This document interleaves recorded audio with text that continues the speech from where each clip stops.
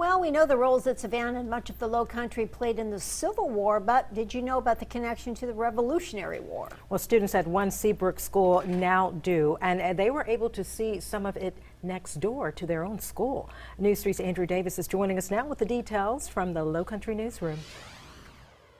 Well, you may not know about the Battle of Beaufort or even have heard of it before, but it's actually an important part of not just Lowcountry history, but American history. It was the first battle of the Revolutionary War in South Carolina, and the first where African Americans and white people fought together.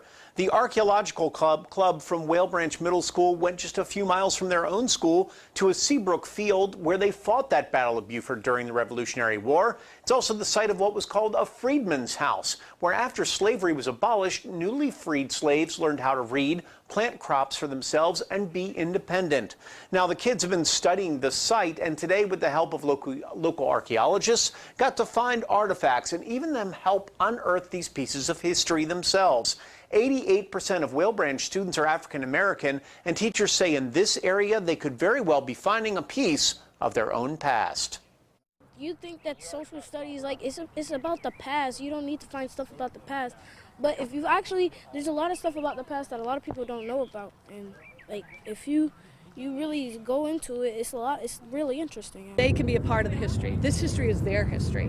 So they pick up that piece that we just found, which is so cool. And the last person who touched it could have been an ancestor.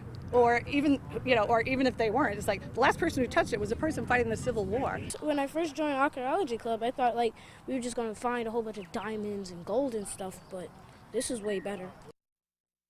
Way better indeed. And with the help of the experts, the club was able to find a jacket button and a brass eagle piece that may have come from a sword. The goal is to expand the operation beyond this small area, see exactly how much of this freedman site that they can find. Now, the kids say they hope to come back and help. Andrew Davis, WSAV News 3.